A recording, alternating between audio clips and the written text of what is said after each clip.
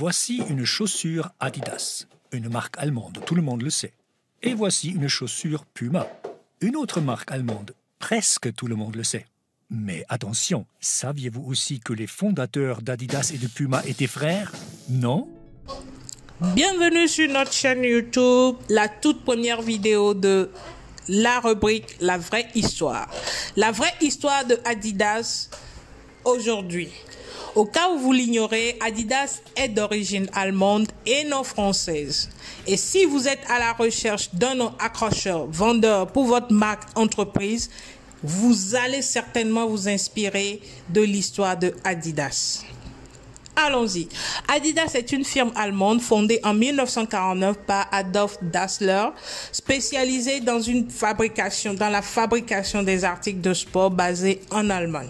Adolf Dassler, aka Adi Dassler, a démarré l'aventure Adidas avec pour objectif d'améliorer les performances des athlètes.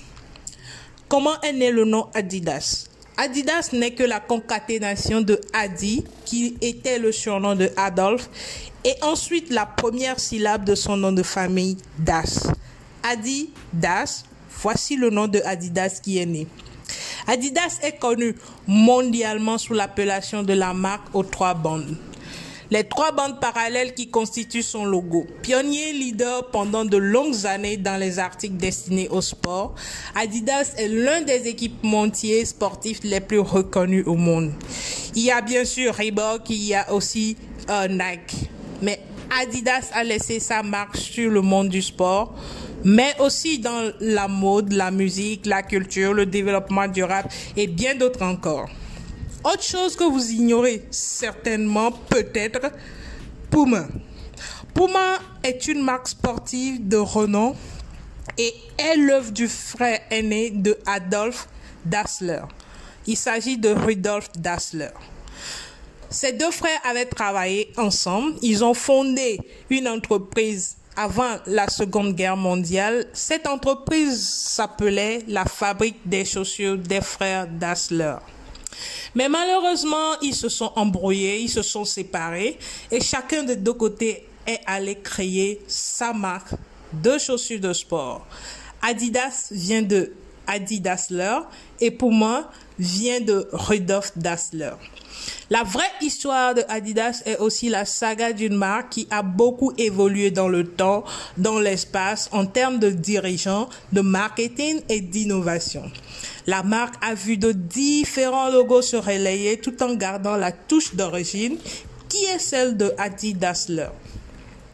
Malheureusement, les ennuis vont commencer. En 1987, Horst Dassler, le fils d'Adolf Dassler, est mort soudainement. Et autre chose que vous ignorez peut-être, Horst Dassler fut le fondateur de la marque Arena. Arena est spécialisée dans les maillots de bain et les accessoires de natation. Après la mort du frère Horst Dassler, en 1989, Adidas est devenue une société par action et les filles d'Adi Dassler ont vendu leur action en 1990 au Français Bernard Tapie. Et en 1993, de nouveau rentable, la société est revendue à Robert Louis Dreyfus, qui poursuit évidemment le plan de redressement de Bernard Tapie. En 1997, la société Adidas revient sur de bonnes voies en ajoutant un nouveau membre à son équipe. Il s'agit du groupe Salomon. Eh oui. En 2019, Home Sweet Home, Adidas revient à la maison avec l'inauguration de l'immeuble de bureau Arena. Arena qui montre la vraie face de l'industrie Adidas en Allemagne dans un environnement qui intègre pleinement une culture d'entreprise unique. En 2019, Gucci et Adidas Originals confirment qu'ils s'associent dans une collaboration Adidas-Gucci combinant l'héritage et les codes créatifs des deux marques. La première collection fait ses débuts sur le podium, mettant en vedette un kaléidoscope de couleurs et fusionnant le trèfle emblématique d'Adidas et les emblèmes Gucci. Par contre, la collaboration Adidas et Kanye West a pris fin en octobre 2022. Après les propos antisémites tenus par le rappeur américain, Adidas actuellement aurait trouvé une solution pour se débarrasser des produits Yeezy restants par la vente et le reversement des dons à des associations.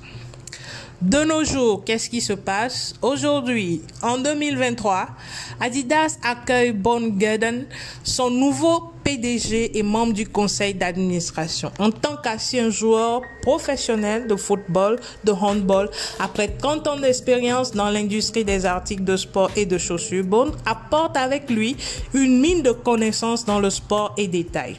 Il a précédemment travaillé en tant que vice-président senior de l'habillement et des accessoires de 92 à 99 et revient aux 3 bandes pour faire entrer l'entreprise Adidas dans une nouvelle ère.